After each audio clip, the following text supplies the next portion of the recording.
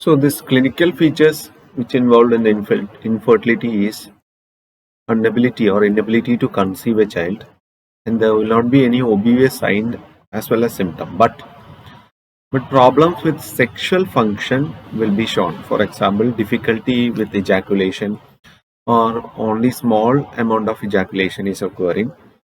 Uh, Problems with the sexual desire and sexual dysfunction. Besides that, the patient will be having other manifestations like testicle issues, swelling, tenderness, pain, gynecomastia, decreased facial or body hair. These are actually the signs and symptoms of chromosomal as well as hormonal abnormality. So these are the clinical features. Now coming to the diagnostic evaluation, there should be a thorough medical as well as surgical history should be taken, and also a thorough examination should be done. So first and foremost will be the semen analysis. So, six sperm factors we should keep in mind. The first one is concentration of the sperm.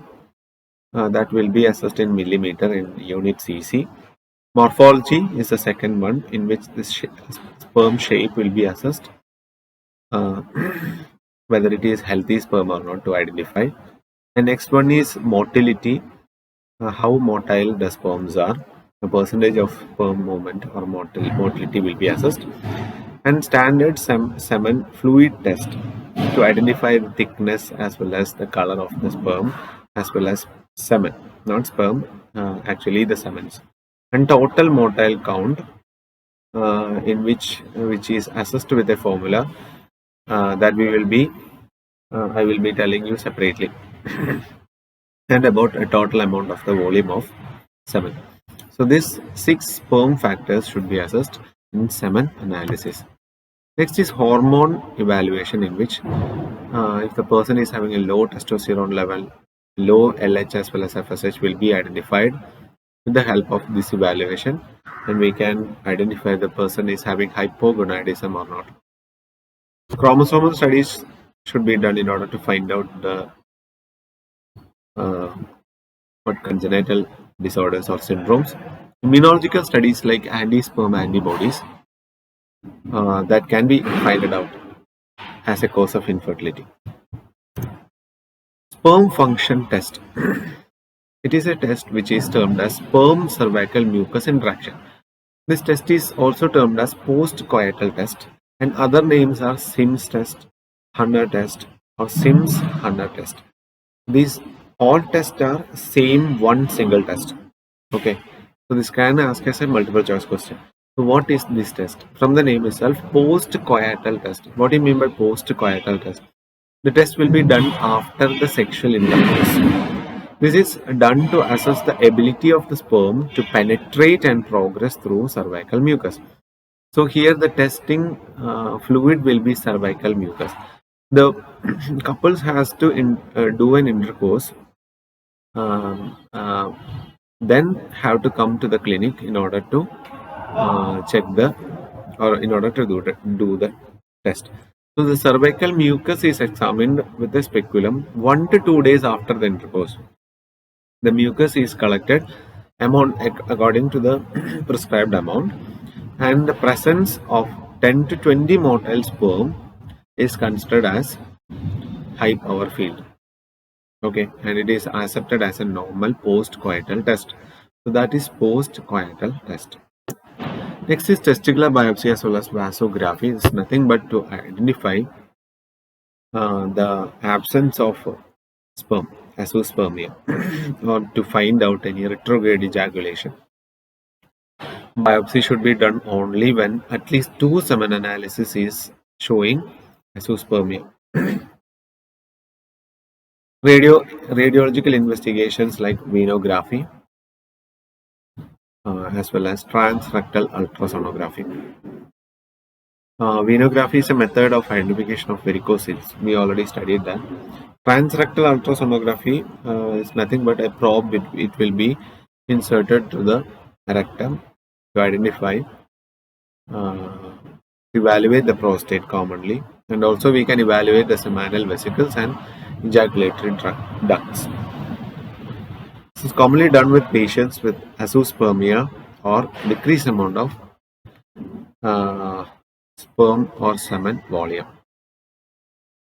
So these all are the diagnostic evaluation: semen analysis, hormone evaluation, chromosomal studies, immunological studies, sperm function test, in which the post-coital test, testicular biopsy, radiological investigations like venography as well as transrectal ultrasonography. Okay, so now coming to the management.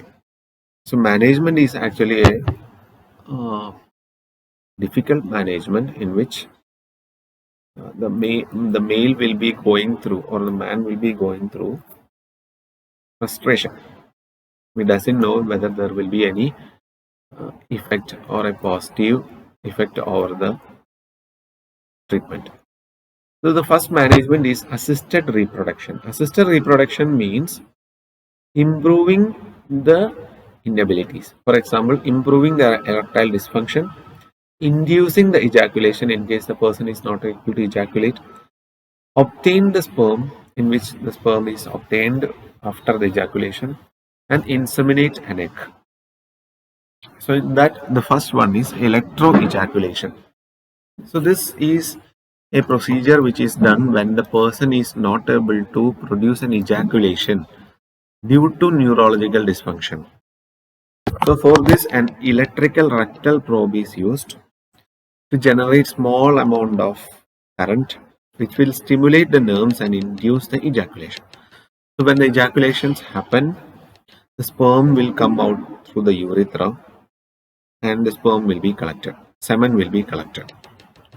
So one of the complications seen is retrograde ejaculation. Is actually associated with this procedure. In that cases, we will be providing sodium bicarbonate to the man in order to make the urine alkaline.